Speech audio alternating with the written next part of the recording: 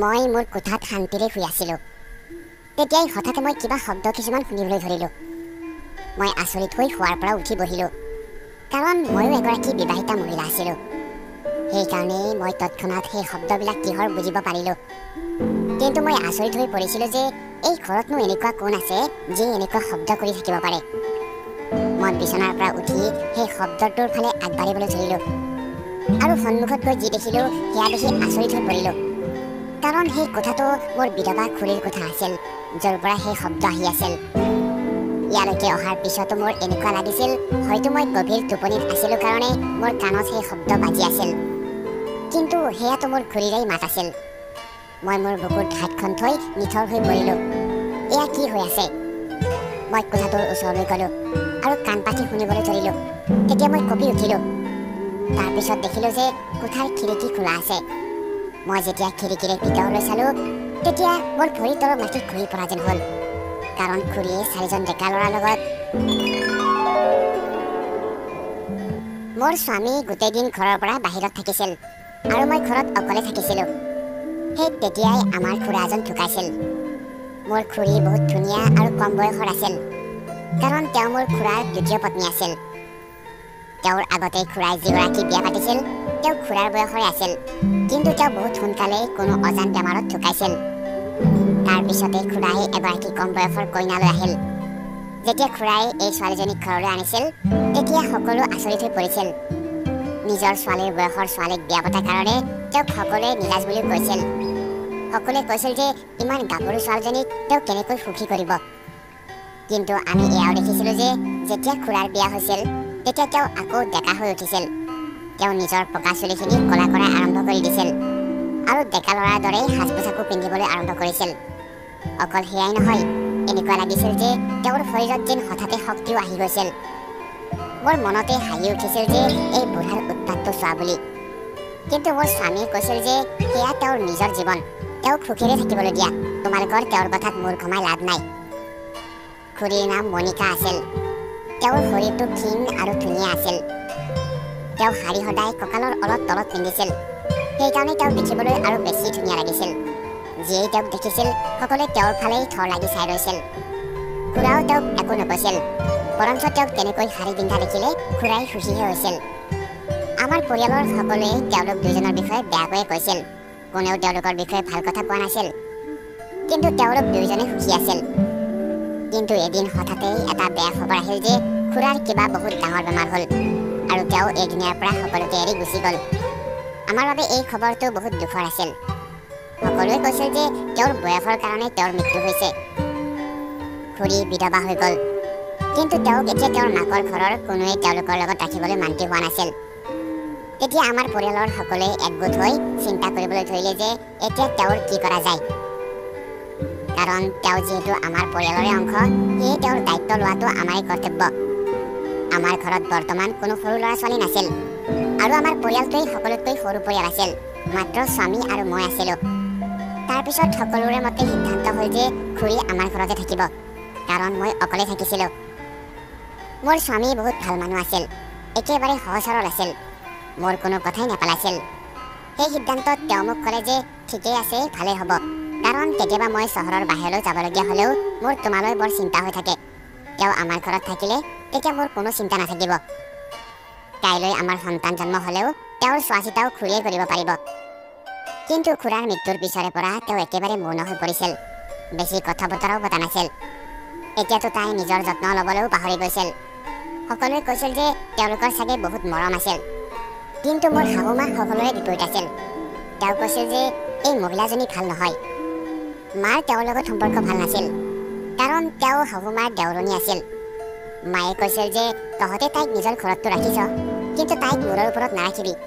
তাইক ঘৰৰ কাম কৰিবলৈও দিবি, আৰু বেছি হিৰইন হৈ ঘূৰি ফুৰিবলৈ নিদিবি, কাৰণ তাই এগৰাকী বিধৱা, কাৰো পত্নী নহয়। মোৰ অন্তৰখন ইমান কঠোৰ নাছিল। মোৰ শাহুমাক মই বুজালোঁ যে মা, আপুনি চিন্তা নকৰিব, আপুনি যেনেকৈ কয় তেনেকৈ হ'ব। খুৰীয়ে নিজৰ বয় বস্তু লৈ আমাৰ ঘৰলৈ আহিলে। মই ক'লোঁ যে এইখন ঘৰ নিজৰ বুলিয়েই ভাবক। আমাৰ ঘৰত এনেও 2টা কোঠা খালী আছিল, সেয়ে তাৰে এটা কোঠা তেওঁক দিলোঁ। সেই কোঠাটো মোৰ কোঠাটোৰ একেবাৰে সন্মুখতে আছিল, কিন্তু মাজতে অলপ ঠাই খালী আছিল, আৰু সেই ঠাইখিনি চোতাল বনাই থোৱা আছিল। তেওঁ ঘৰৰ সকলো কামেই কৰিবলৈ ধৰিছিল আৰু খানাও বহুত ভালকৈ বনাইছিল।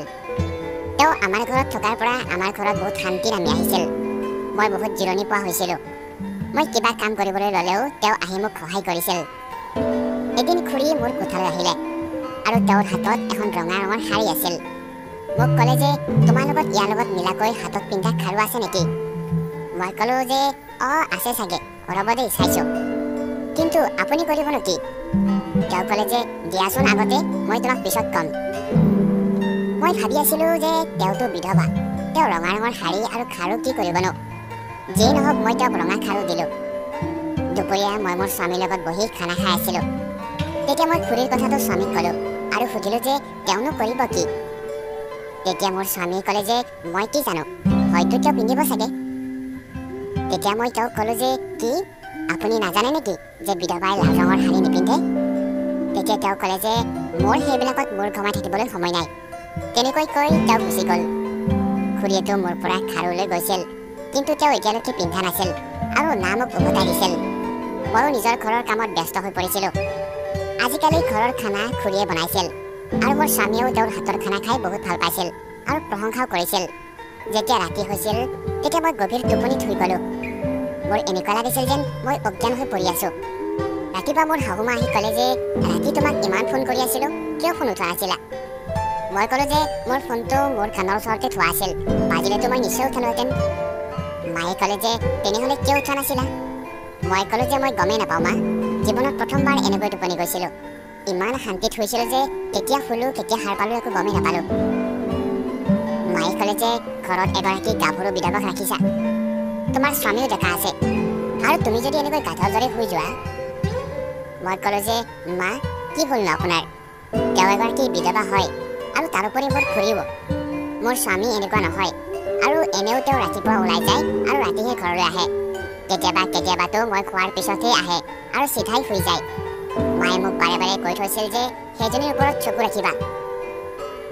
তেওঁকতো মই ঠিক আছে বুলিয়েই কৈছিলোঁ, কিন্তু মই তেওঁৰ কথাটোত একো গুৰুত্ব দিয়া নাছিলোঁ, কাৰণ মই জানিছিলোঁ যে সেইবিলাক কৰাৰ কোনো প্ৰয়োজন নাই। মোৰ স্বামীৰ দৈনন্দিন কাৰ্যসূচী বৰ অদ্ভুত ধৰণৰ আছিল। আমি দুয়োজনে সিজনৰ লগত বহি কথা পাতিবলৈ সময় পোৱা নাছিলোঁ আৰু সেইকাৰণে আমাৰ এতিয়ালৈকে সন্তানৰ ভাগ্য হোৱা নাছিল। আৰু সকলোৱে মোকেই এই বিষয়ে প্ৰশ্ন কৰি থাকে। মোৰ স্বামী মোৰ পৰা অলপ বেছিয়ে আঁতৰি থাকিছিল। আগতেতো অলপ চলপ কথাও পাতিছিল, কিন্তু এতিয়া তেওঁ কথা পতা বন্ধ কৰি দিছিল। তেতিয়া মই এদিন তেওঁক ক'লোঁ যে আমি সন্তানৰ কথা চিন্তা কৰা উচিত। আমাৰ বিয়াৰ 3 বছৰ হ'ল আৰু সকলোৱে মোকেই প্ৰশ্ন কৰি থাকে। মোৰ ভাল নালাগে। আপুনি কৈছিল যে ব্যৱসায় অলপ ভাল হ'লে সন্তানৰ কথা চিন্তা কৰিব। এতিয়াতো ব্যৱসায়ো ঠিকেই চলি আছে আৰু ঘৰত এতিয়া খুৰীও আছে। সন্তান জন্ম হ'লে আমাৰ কোনো অসুবিধা নহয়। তেতিয়া তেওঁ ক'লে যে এই বিষয়ে মই ভাবিম বাৰু। মই ক'লোঁ যে ভাবিবলৈ কি আছে, আপোনাৰ ইমান ধুনীয়া পত্নী সন্মুখত আছে আৰু আপুনি ভবাৰ কথা কৈছে। মই তেওঁক মোৰ প্ৰতি আকৰ্ষিত কৰিবলৈ বিচাৰিলোঁ, কিন্তু আচৰিত কথা মোৰ কোনো পদ্ধতিয়ে তেওঁক আকৰ্ষিত কৰিবলৈ নোৱাৰিলে। আগতেতো তেওঁ সদায় মোক মৰম কৰিবলৈ বিচাৰি থাকে, কিন্তু এতিয়াতো তেওঁ কোনো বেলেগ ফালে মন দি মোবাইলত ব্যস্ত হৈ থাকে। তেওঁ বাৰে বাৰে মোক এটাই কথা কৈছিল যে এই বিষয়ে মই চিন্তা কৰি চাম। মই ভাবিছিলোঁ যে হয়তো তেওঁৰ বহুত কাম আছে, সেইকাৰণে সেই বিষয়ে মই আৰু তেওঁক একো কোৱা নাছিলোঁ। কিন্তু পিছদিনা খুৰীয়ে এটা এনেকুৱা কাম কৰা দেখিলোঁ যে মই আচৰিত হৈ পৰিলোঁ। মই তেওঁৰ কোঠাত কেতিয়াবাহে সোমাইছিলোঁ, কাৰণ তেওঁৰ কোঠাত মোৰ বিশেষ কোনো কাম নাথাকিছিল আৰু তেওঁ গোটেই দিন নিজৰ কোঠাত সোমাই থকা নাছিল। গোটেই দিন ঘৰৰ কামতে ব্যস্ত থাকিছিল বা কেতিয়াবা মোৰ ওচৰলৈ আহিয়ে বহিছিল। আজি মই তেওঁৰ কোঠালৈ গ'লোঁ, কাৰণ মোৰ তেওঁক কিবা এটা সুধিবলৈ আছিল। কিন্তু সন্মুখত যি দেখিলোঁ সেয়া দেখি মই নিথৰ হৈ পৰিলোঁ, কাৰণ খুৰীয়ে সেই ৰঙা ৰঙৰ শাৰীখন পিন্ধি থিয় হৈ আছিল আৰু সেই ৰঙা ৰঙৰ খাৰু হাতত পিন্ধি আছিল। আৰু অকল সেয়াই নহয়, তেওঁ কোনো কইনাৰ দৰে সাজি কাচি আছিল। মই ক'লোঁ যে এই আপুনি কি কৰিছে, আপুনিতো বিধৱা হয়। তেতিয়া তেওঁ ক'লে যে কি বিধৱাৰ ইচ্ছা নাথাকে নেকি, মাত্ৰ এনেই মোৰ আজি মন গ'ল এইবিলাক পিন্ধিবলৈ, সেইকাৰণে এবাৰ পিন্ধি চালোঁ। মই ক'লোঁ যে খুৰী পাপ লাগিব। তেতিয়া তেওঁ ক'লে যে আৰুতো বেলেগ কথাটো পাপ লাগে, অলপ পাপ লাগিলে লাগক, কিন্তু মোৰ মন গৈছিলে পিন্ধিবলৈ। এনেকৈ কৈ তেওঁ কান্দিবলৈ ধৰিলে। তেতিয়া মই ক'লোঁ যে ঠিক আছে বাৰু, আপুনি ৰুমৰ ভিতৰতে পিন্ধি চাওক, বাহিৰত নাযাব, এইবিলাক ভুল কথা। কিন্তু যেতিয়ালৈকে আন কোনেও নেদেখে তেতিয়ালৈকে সমস্যা একো নাই বাৰু। সেইকাৰণে ময়ো তেওঁক বাধা নিদিলোঁ, কাৰণ তেওঁ খুৰাৰ লগত বেছিদিন কটাব নোৱাৰিলে। আৰু যেতিয়া তেওঁ খুৰাৰ লগত থাকিছিল তেতিয়া তেওঁ সদায় নতুন নতুন শাৰী পিন্ধিছিল। সন্ধিয়া যেতিয়া মোৰ স্বামীৰ ফোন আহিলে, আৰু তেওঁ ক'বলৈ ধৰিলে যে তেওঁ আজি সন্ধিয়া ঘৰলৈ আহিব নোৱাৰে। মই আগতেই কৈছিলোঁ যে তেওঁ নিজৰ কামৰ বাবে বেলেগ চহৰলৈ গৈয়ে থাকে। তেওঁৰ কাম এনেকুৱাই আছিল, মোৰ অভ্যাস হৈ গৈছিল, সেইকাৰণে মই কৈছিলোঁ যে ঠিক আছে আপুনি ভালকৈ যাব। তাৰপিছত খুৰীৰ লগত মই ৰাতিৰ আহাৰ খালোঁ। তাৰপিছত খুৰীয়ে সাজি কাচি ২-৩ ঘণ্টা ইফালে ইফালে ঘূৰি ফুৰিলে। ভাত খাই উঠি মই শুবলৈ গ'লোঁ। মাজৰাতি হঠাতে মই সাৰ পালোঁ আৰু মই কিছুমান অদ্ভুত ধৰণৰ শব্দ শুনিবলৈ পালোঁ। মই বুজি পাই গ'লোঁ যে সেই শব্দ কিহৰ, কিন্তু মোৰ ঘৰত এই শব্দ আহিল ক'ৰ পৰা। মই বিচনাৰ পৰা উঠি বাহিৰলৈ আহিলোঁ। তেতিয়া সন্মুখৰ দৃশ্য দেখি আচৰিত হৈ পৰিলোঁ। সেই শব্দ খুৰীৰ কোঠাৰ পৰা আহি আছিল। কিন্তু তেওঁ কি কৰি আছে? তেওঁতো অকলশৰীয়া মহিলা। মই আগুৱাই কোঠাটোৰ ফালে গ'লোঁ। মই ভাবিলোঁ যে দৰজাখন ঠেলি ভিতৰলৈ সোমাই যাম, কিন্তু দৰজাখন ভিতৰৰ পৰা বন্ধ আছিল। কিন্তু ভিতৰৰ পৰা সেই শব্দবিলাক আহিয়ে আছিল। মই নিথৰ হৈ পৰিলোঁ। মই ভাবিলোঁ যে কথাটো অন্যফালেহে গতি কৰিছে। মোৰ শাহু মায়ে ঠিকেই কৈছিল যে এই মহিলাজনী ঠিক নহয়। ৰাতিপুৱা হ'ল, কিন্তু মোৰ স্বামী এতিয়ালৈকে আহি পোৱা নাছিল। তেওঁ বেলেগ চহৰলৈ গ'লেও ৰাতিপুৱা বহুত সোনকালে আহি ঘৰ পায়, কিন্তু তেওঁ আজি আহি পোৱা নাছিল। মই তেওঁক ফোন কৰিলোঁ, কিন্তু তেওঁ ফোন নুঠালে। দুপৰীয়ালৈকে তেওঁ ঘৰ আহি পালে। তেতিয়া তেওঁক বহুত সুখী যেন দেখা গৈছিল। মই ক'লোঁ যে কি কথানো, আজি ইমান ফূৰ্তিত আছে যে? যি কামৰ বাবে গৈছিলে সেয়া কাম হৈ গ'লনে? তেওঁ ক'লে যে হৈ গ'ল, বহুত ভালকৈয়ে হৈ গ'ল, আৰু মই আজি বহুত সুখী। মই ক'লোঁ যে ঠিকেই আছে তেনেহ'লে, বহুত ভাল কথা। তাৰপিছত মই তেওঁক ক'বলৈ ধৰিলোঁ ৰাতি ঘৰত কি হৈছিল আৰু যে মই সেই শব্দবিলাক শুনিছিলোঁ। মই ক'লোঁ যে মই কোনোবাই কেঁকাই থকাৰ শব্দ শুনিবলৈ পাইছিলোঁ। তেতিয়া মোৰ স্বামীয়ে ক'লে যে তুমি এনেকুৱা কথা ক'বলৈ নাপায়, আৰু কাৰোবাৰ কোঠাৰ বাহিৰত থিয় হৈ তেওঁলোকৰ মাত কথাও শুনিবলৈ নাপায়। মই ক'লোঁ যে আপুনি বুজিব পৰা নাই মই কি ক'বলৈ বিচাৰিছোঁ। এই কথাটো বেলেগ ফালেহে গৈ আছে। তেওঁ ক'লে যে তেওঁৰ জীৱনতনো আছে কি? যদি তেওঁ সুখেৰে আছে তেনেহ'লে সুখেৰে থাকিবলৈ দিয়া। মই ক'লোঁ যে তেওঁ সুখেৰে আছে, আৰু সুখেৰে থকা কাৰণেতো গম পালোঁ যে তেওঁ আমাৰ ঘৰখন কি বনাই দিছে। নাজানো ভিতৰত বা কোন আছিল, আৰু এইটো ঠিক যে তেওঁ অকলে নাছিল। তেতিয়া মোৰ স্বামী ক'লে যে তুমিতো শুই যোৱাৰ পিছত একো গমেই নোপোৱা, অলপ নজৰ দিবা ঘৰত কি হৈ আছে কি নাই। তেতিয়া মই ক'লোঁ যে আপুনি এটা কাম কৰিব, ৰাতি সদায় ঘৰলৈ অহা কৰিব, যাতে কোনেও ঘৰলৈ আহিব নোৱাৰে। যদি গম পায় যে এই ঘৰত পুৰুষ আছে তেনেহ'লে আন কোনো পুৰুষে এই ঘৰলৈ আহিবলৈ সাহস নকৰিব। তেতিয়া তেওঁ ক'লে যে চোৱা, মোৰ সেইবিলাক কথাত লাগি থাকিবলৈ সময় নাই। যদি তুমি দেখিছা যে তেওঁ বেয়া, তেনেহ'লে তেওঁক কোৱা এই ঘৰৰ পৰা ওলাই যাবলৈ। কিন্তু মই তেওঁক কেনেকৈ এনেকৈ ক'ব পাৰোঁ? মোৰ হাতততো তেওঁৰ বিৰুদ্ধে একো প্ৰমাণ নাই। প্ৰমাণ নোহোৱাকৈ মই যদি কিবা কথা কৈ দিওঁ তেনেহ'লে সকলোৱে মোকেই বেয়া বুলি ক'ব। সেইকাৰণে মোক ডাঙৰ এটা প্ৰমাণৰ প্ৰয়োজন হ'ব। মোৰ খুৰীয়ে বহুত ভালকৈ আমাৰ ঘৰখনৰ দায়িত্ব লৈছিল, ঘৰৰ সকলো কাম কৰিছিল, চাহপাতো বনাইছিল। মই এতিয়া তেওঁ অবিহনে ঘৰৰ কাম কৰাৰ কথা ভাবিবও নোৱাৰোঁ। মই ভাবিলোঁ যে যদি তেওঁ মনে মনে কিবা কৰিও আছে তেনেহ'লে কৰি থাকক, কমেও মইতো একো কৰিবলগীয়া নাই হোৱা। গোটেই দিন মই আৰাম কৰিছিলোঁ। এদিন মোৰ স্বামী তেওঁৰ কিবা কাপোৰ বিচাৰি আছিল, আৰু তেওঁ মোক সুধিলে মোৰ কাপোৰ ক'ত। তেতিয়া মই ক'লোঁ যে মই নাজানো, খুৰীয়ে ৰাখিছে। তেওঁ ক'লে যে তুমি কিয় নাজানা? তুমি জানিব লাগিব, তুমি মোৰ পত্নী। মোৰ তেওঁৰ ওপৰত খং উঠিল, কিন্তু পিছ মুহূৰ্ততে ভাবিলোঁ যে তেওঁতো ঠিক কথাই কৈছে। খুৰী অহাৰ আগতে ময়ে স্বামীৰ সকলো কাম কৰিছিলোঁ, কিন্তু এতিয়া মই বহুত এলেহুৱা হৈ গৈছিলোঁ। মই ঘৰৰ গোটেই দায়িত্ব খুৰীৰ হাতত দিছিলোঁ। তেওঁ মোৰ স্বামীক বহুত সন্মান কৰিছিল, তেওঁক বহুত শ্ৰদ্ধা কৰিছিল, কিন্তু নাজানো মোৰ কিয় ইমান টোপনি ধৰি থকা হৈছিল। না মই দিনৰ কথা গম পাইছিলোঁ না ৰাতিৰ। সকলো সময়তে মোৰ টোপনি টোপনি ভাৱ হৈ থাকিছিল।